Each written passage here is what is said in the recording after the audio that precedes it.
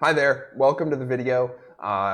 In the next 10 minutes or so, I'm going to be showing you how you can tailor your resume for each job you apply for in around 5 minutes. No, this is not clickbait. It really can be done. I can do it myself. It takes me 5 minutes or less, but it takes practice. So you are going to have to get good at this, and the first time you do it, it's going to take you longer. That's okay. But it's super, super important to tailor your resume for each job.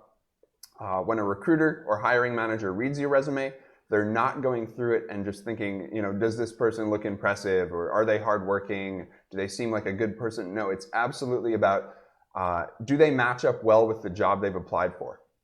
So they're really comparing the two side by side, the job description and your resume. And so if you don't tweak your resume and adjust it based on the job description, they're going to interview somebody who has. They're going to see more relevant info on that other person's resume, and they're going to quickly move past yours. That's the reality. And so if you've tried applying for a lot of jobs, but you're not getting interviews, and you think, well, I'm sending out a lot of applications, it doesn't matter. It's much better to send out just a few really, really good resumes that are actually tailored with this method.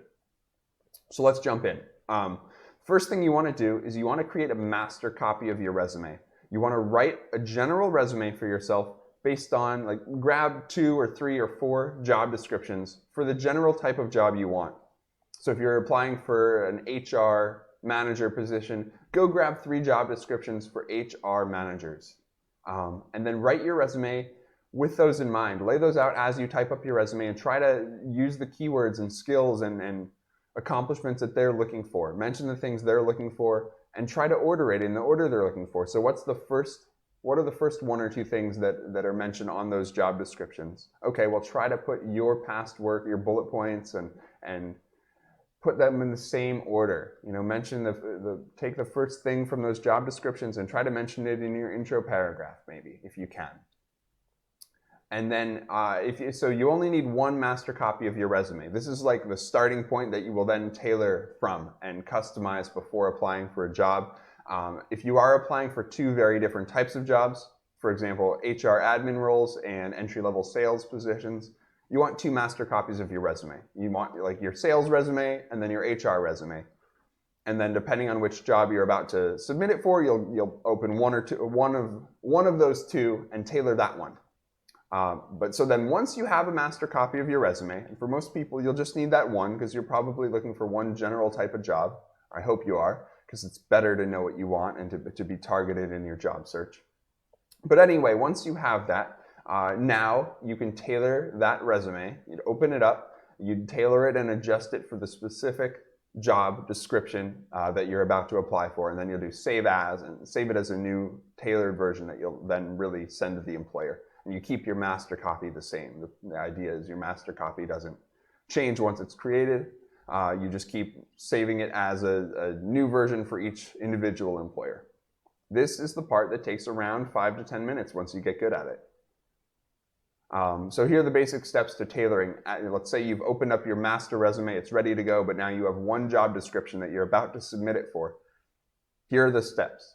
So 1, check out the job description.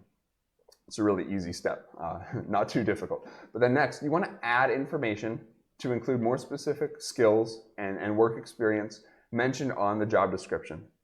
So here are the sections of your resume that I like to tailor a lot because they get looked at first. They're on the top half of page 1. That's really where employers are looking the most. So your intro paragraph, your employment history, particularly the bullets in your employment history, they are where I look absolutely first as a recruiter. And in your skills section. And then, so along with adding content, so you want to add content, make sure there aren't any big gaps in your experience. Don't lie, but I mean, if you see a skill mentioned on the job description that you forgot to put on your resume, put it in there. I'm not saying lie and copy everything from the job description that you don't have, but the idea is you want to do your best to show as many overlaps as possible. Okay, moving on. After you've done that, step 3 is you want to reorder your content as well. So yeah, we've added some content now, but it's also just as important to reorder things, particularly your bullets under your 1 or 2 most recent jobs in your employment history. You want to reorder those to match the job description. Just to be clear here, I'm not talking about reordering sections. I'm not talking about moving your employment history above your skills section or what. I don't know how your resume is laid out right now, but I'm just talking about within the section, moving those bullets around. So maybe bullet number 5 should become bullet number 1. And so, like an example of this, if you've been an individual contributor your whole career and you've led small projects and trained some new team members in the past, but you've never been a manager, and now you're applying for a great manager job that you found, or you're applying for a number of manager positions, and you see on those manager positions, you go look at how they've laid out the responsibilities, and you see they have a list of bullets of what you'll be doing. And the first 3 involve leadership. Maybe the first one is lead a team of 5 to 7 to accomplish blank. The next one is train new team members and make strategic decisions as the group grows, something like that. So now on your resume, you would want to go find the bullets under your most recent work that best show this ability.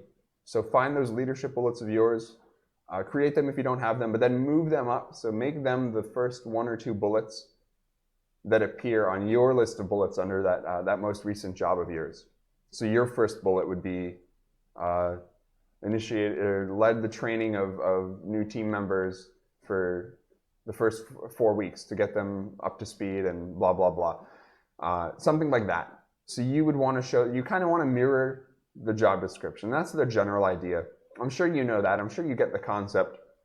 But this is a good way to break it down. Adding info in step 2 and then reordering info so that they see immediately how your background is relevant. Just show them the overlaps that you do have.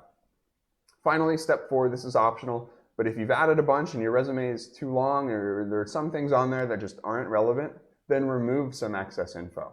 Remove some things. A lot of times less is more. And if you just flood your resume with everything you've done, they're not going to see the most important things. It's like if you have 5 minutes of really important news to share with somebody, but you decide to talk for an hour and just kind of mix everything you're thinking in there, there's a good chance they'll miss that those 5 minutes of really important content. And the best way to make sure they hear those 5 minutes loud and clear is just start with that and only share that. So your resume is kind of the same. If you have some really good overlaps between your background and this job, just show that and leave it at that, and don't be afraid to remove something if it's just not relevant. So if you've added, in step 2, if you added a few things, step 4, think about removing a few things that are the least relevant. How long should your resume be? I would say for most people with under 15 years of experience, 1 to 2 pages is the goal. It should not be longer than that. I would try to do a 1-page resume if you possibly can, if you're in the starting portion of your career. If you have more than 15 years of experience, still try to aim for 2 pages. Some people may need 3. If you have a PhD, you've been managing people forever, you've done it like academic research and published papers, I get it, you might need 3 pages. I've seen people need more, but that's really, really rare. And I would say for 95% of you watching this video, it should be 1 or 2. If you're very early in your career, I'd really encourage you to make it 1 page. I'd say like if you're in the first 6 to 7 years of your career, or 5 years, try to make it 1 page. And again, that's just ensuring that the most important info will get seen. You know, if it's all on 1 page, there's a much better chance the hiring manager or recruiter will see everything.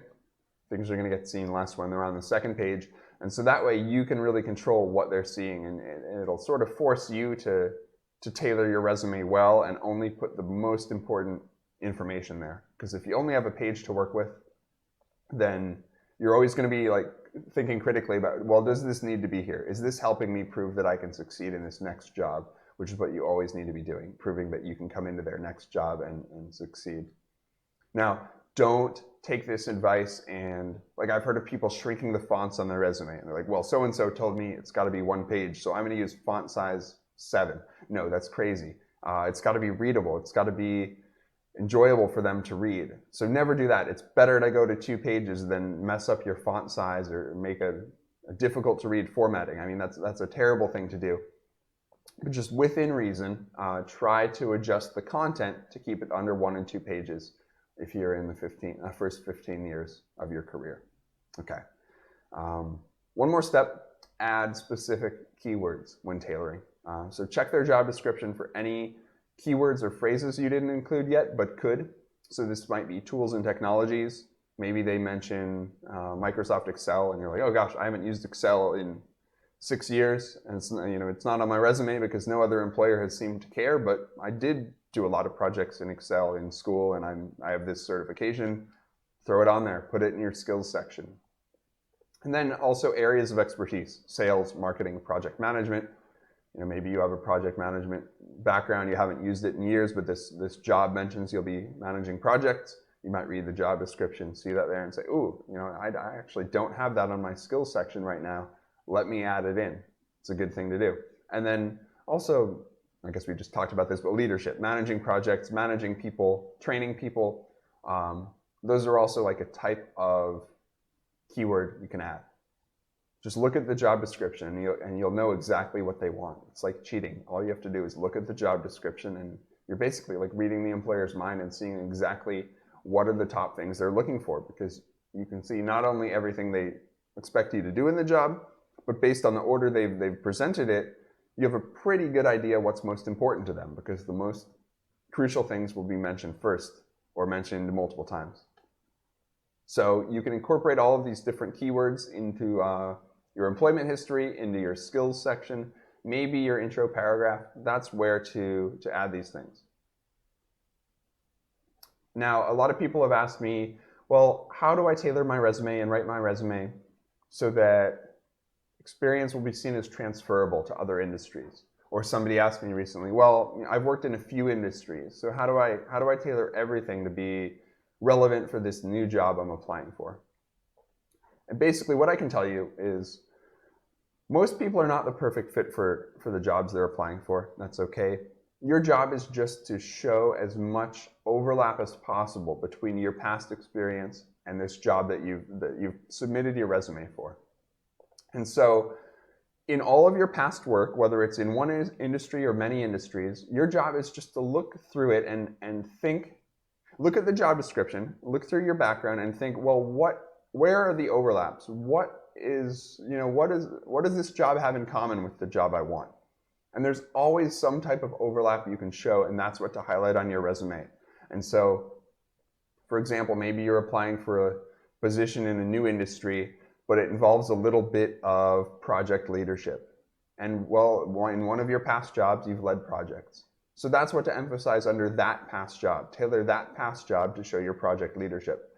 And then maybe you have another piece of what they want in a different job. Maybe you didn't lead any projects in a different job of yours, but you worked with some of the software that they're using now. Well, use 1 or 2 bullets on your resume under that job to demonstrate that you're really good with this software and you're competent with this software. And now they're going to be reading your resume and they'll see the pieces in different places. So for each job of yours, just try to show as much relevant info as possible, even if it's only like a 20% overlap, and it might seem really different at first glance. Like you might look at your job that you had in the past and you look at their job description and you think, gosh, there's very few similarities. This is not really the same type of work. But you just need to point out those similarities that are there. Get creative, think of them, find them, and if you have more than one job in your past, you can piece it together and show them that in total you have a lot of what they're looking for, and you can get yourself the interview. You can also tailor your skills section and sort of combine all that work you've done in your employment history and make your skills section like a highlight reel of all those relevant skills you have. So that's what I would recommend.